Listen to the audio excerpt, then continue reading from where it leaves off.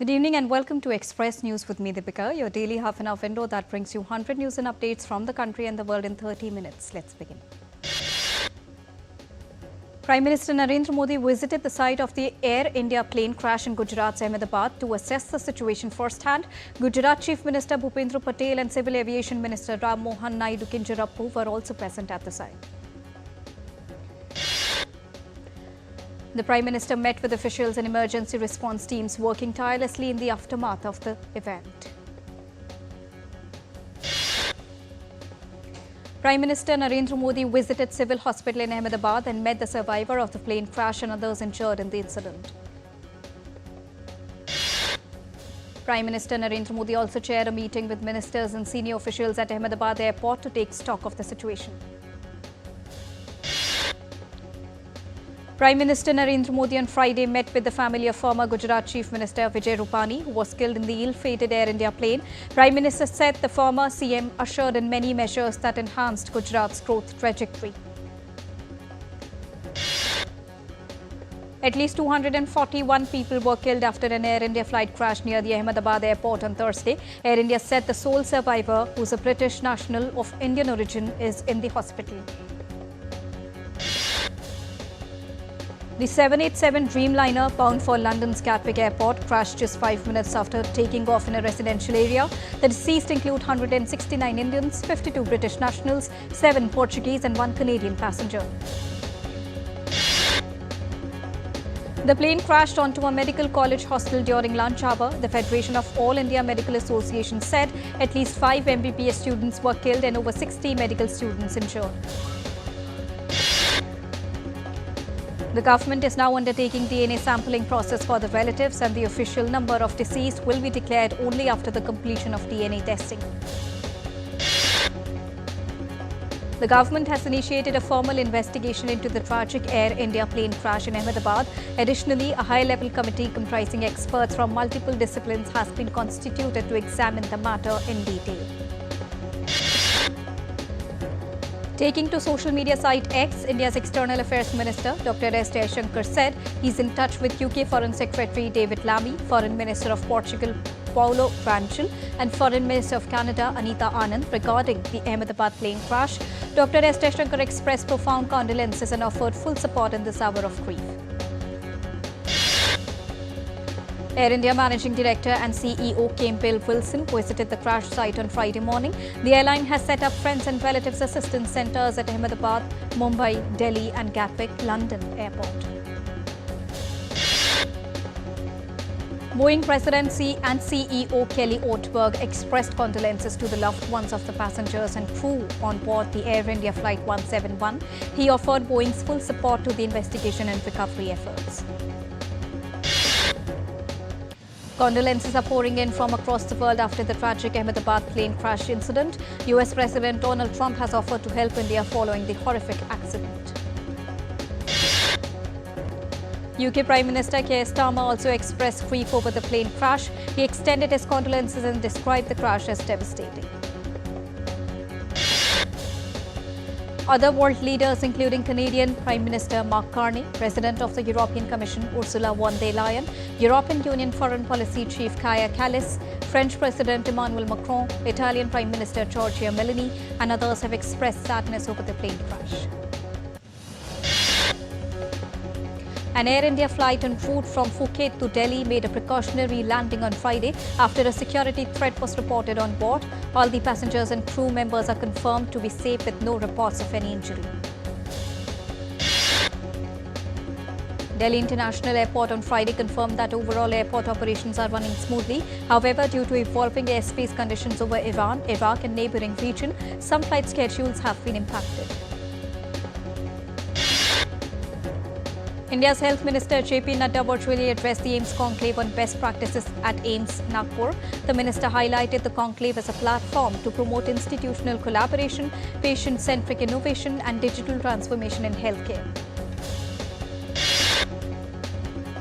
India's Defence Secretary Rajesh Kumar Singh presided over the closing ceremony of the India-Mongolia Joint Military Exercise Nomadic Elephant as the guest of honour. He lauded the professionalism of India and Mongolian troops, calling the exercise a symbol of growing defence cooperation and shared commitment to regional peace.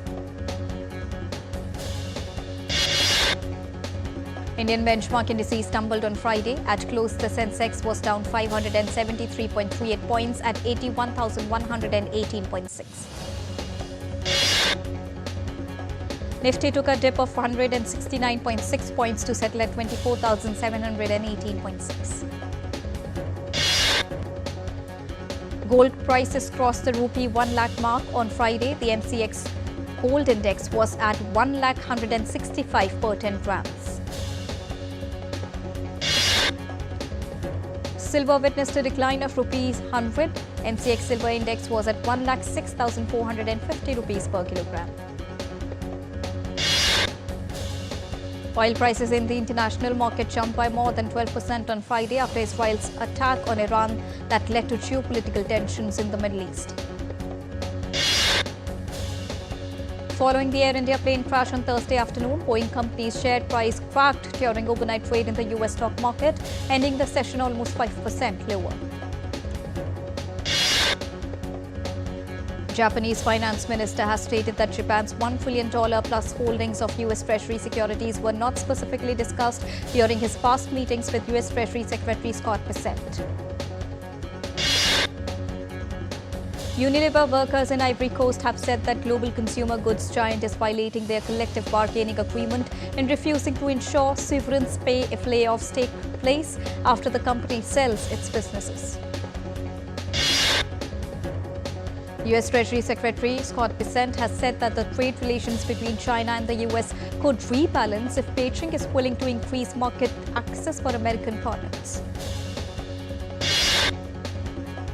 Argentina's inflation rate has plummeted to single digit. Argentina's monthly inflation rate cooled to its lowest level in more than 5 years in the month of May.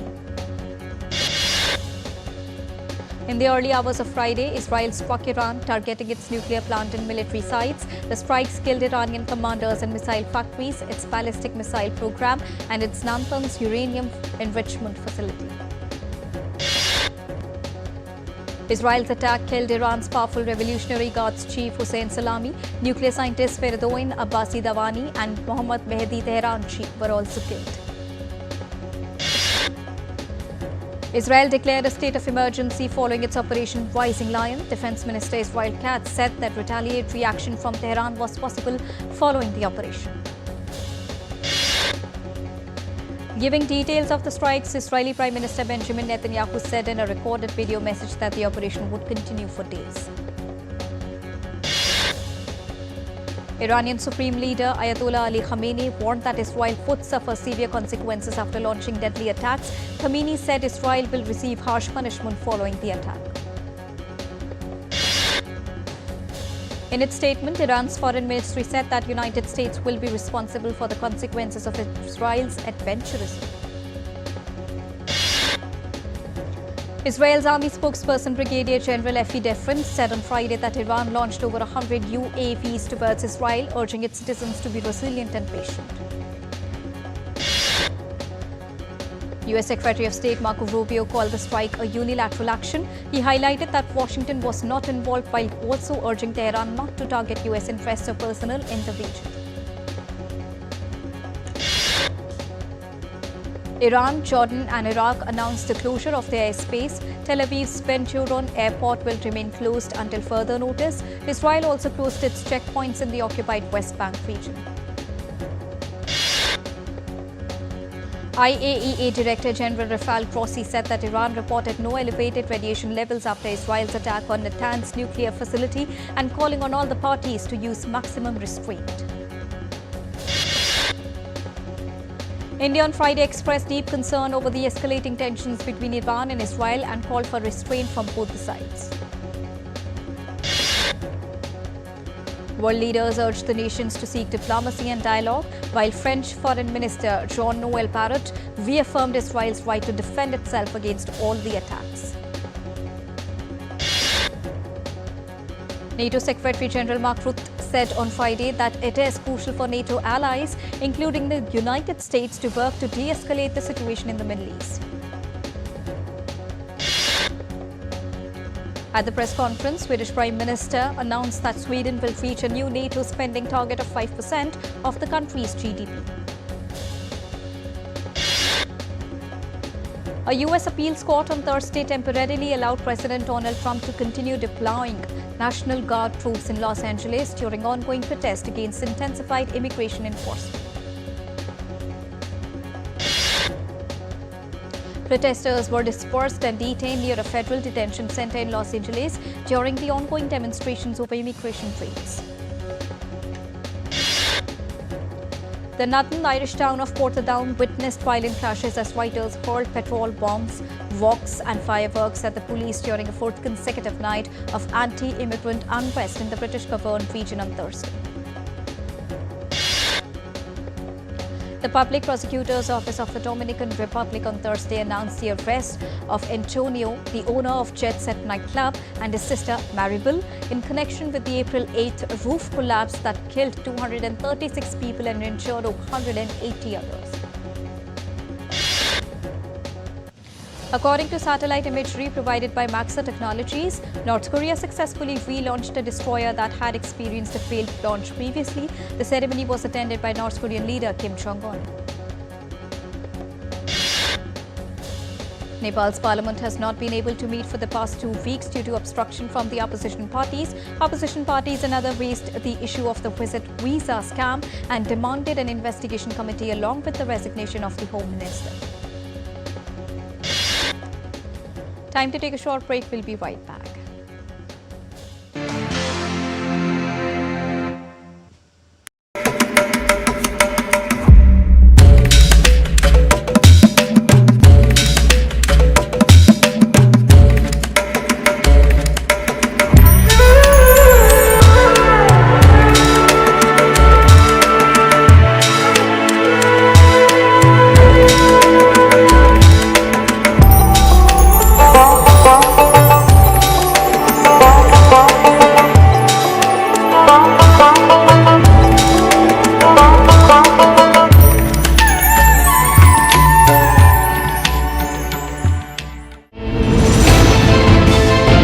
Geopolitics and trade deals.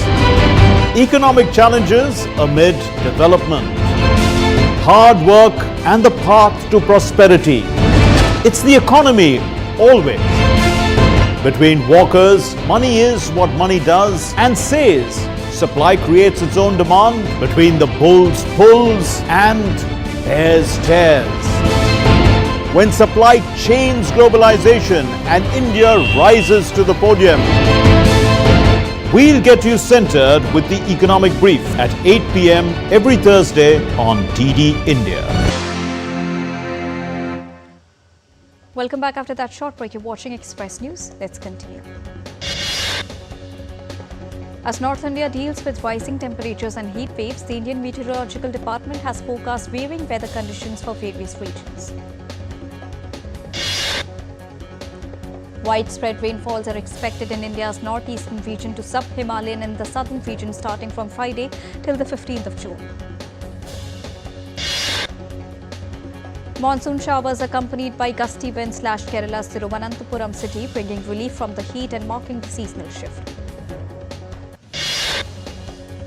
The IMD in Thiruvananthapuram has issued an orange alert for heavy rains in 10 Kerala districts. India's capital city, New Delhi, recorded a maximum temperature of 45 degrees Celsius on Friday, marking another day of intense heat in the capital. IMD has said that another upper air cyclonic circulation is likely to form over the North Bay of Bengal by the 15th of June.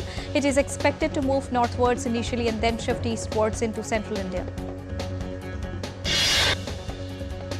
South Africa has been facing unusually cold weather recently, especially across parts of the interior, high veld and the southern regions. Cold fronts have been swept in South Africa, bringing freezing temperatures, snow in some higher-lying areas and even frost conditions in central provinces. U.S. National Weather Service has predicted heavy thunderstorms, excessive rainfall, locally considerable flooding in the lower Mississippi River Valley on Friday and Saturday. Texas experienced heavy overnight rainfall. The flooding threat remains active across parts of southern Texas on Friday. Protesters hung an anti-Bezos banner and let off a blue flare from Basilica of San Giorgio in Venice ahead of the wedding of the Amazon owner Jeff Bezos to his fiancée later this month. As summer peak season kicks off, the Spanish island of Ibiza expects a busy period with thousands of tourists expected to visit the island to enjoy its shows and famous nightlife. The iconic Spanish island, renowned globally for its vibrant party scene, welcomes over 3 million tourists annually. The island's economy is deeply reliant on tourism. Traditional boats that once navigated Mesopotamian rivers are returning to Iraqi port city Basra's waterways through a local heritage initiative. The initiative has produced 100 traditional boats across various Iraqi provinces with support from several institutions, including the Heritage Preservation Fund, the British Council, and the Alliance for Protection of Heritage. Britain's King Charles hosted the recipients of the King's Award for Enterprise at Windsor Castle. Charles was joined by Princess Anne, Prince Edward and Sophie, Duchess of Edinburgh as well. The 27th Cross-Strait Economic and Trade Fair was held in Fujian, where Taiwanese businessmen showcased unique cake towels, blending the creativity with local cultural elements. A cultivation competition under the slogan Abundant Harvest has commenced in Mongolia's key agricultural regions. The competition provides a platform for young farmers to exchange knowledge. Turkmenistan's Nibitchi Children's Health Center hosted an inter-camp tournament in chess, checkers and traditional Turkmen checkers held under the catchphrase, "A healthy lifestyle is our main motto." In Beijing, moon reached its fullness, depicting a picturesque scene of the lowest full moon. The reddish-hued moon hovered above the Great Wall, providing a stunning backdrop to the White Pagoda. China's capital, Beijing, is set to launch the world's first 4S store dedicated to embodied artificial intelligence robots, marking the latest push to commercialize advanced robotics. Ongoing archaeological excavations in Kazakhstan have revealed significant findings at the ancient settlement of Janken, the former capital of the Oghuz Yapku state. A historic milestone was achieved at Turkey's first and Europe's largest bonsai museum in Yalova, with the inaugural harvest of fruits from a miniature mulberry tree.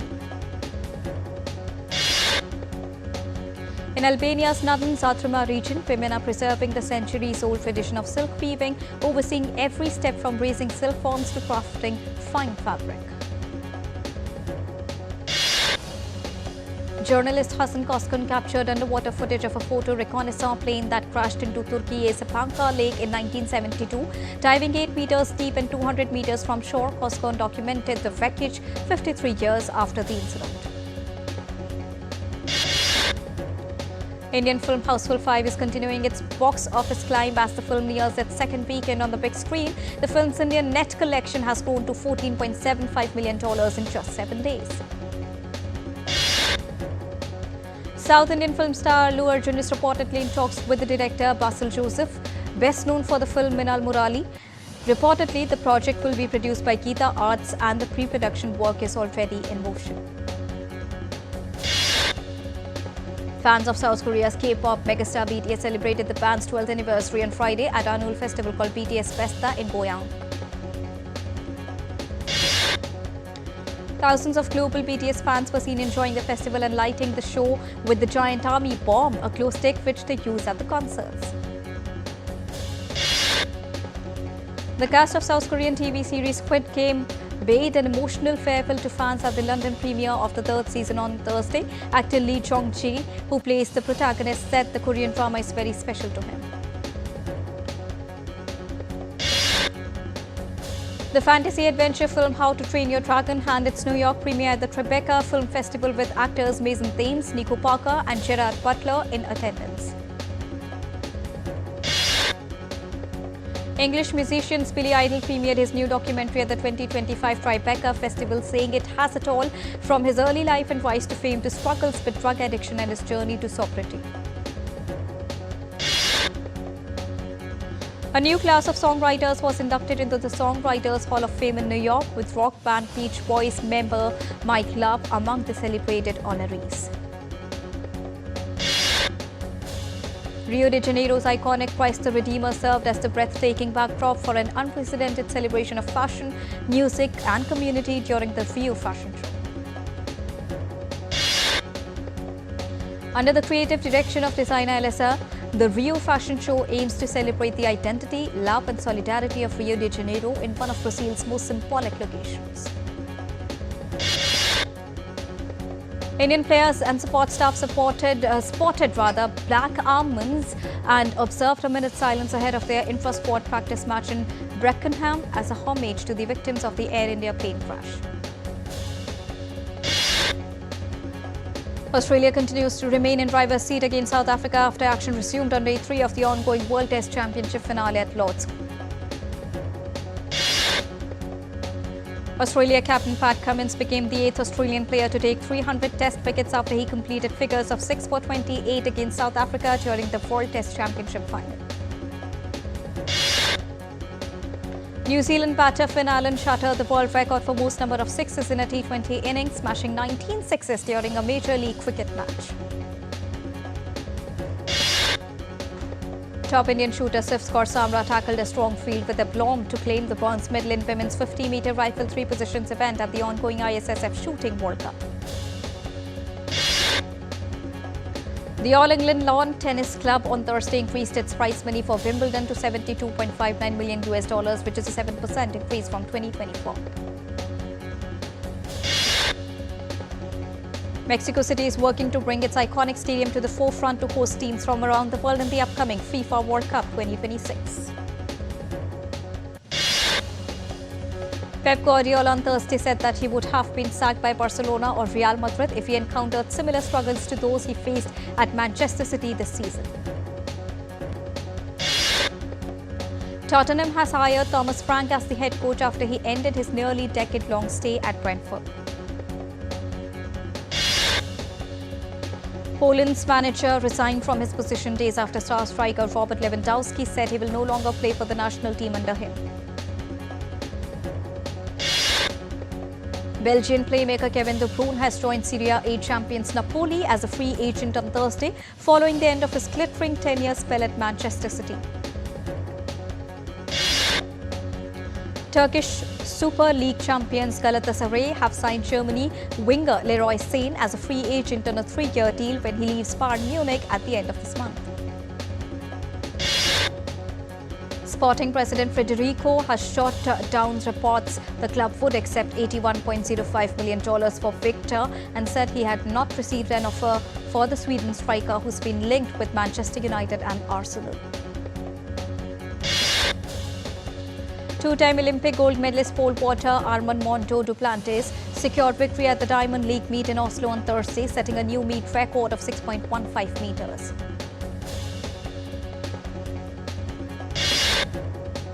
And Norway's Karsten Warholm shattered the previous best time over the newly official 300-meter hurdles at the Diamond League meet in Oslo. And with this, it's a wrap here on Express News for now, but news and updates will continue here on DD India. So don't go anywhere, keep watching and keep tracking DD India for all latest news and updates from the country and the world. Thank you so much for joining us right now.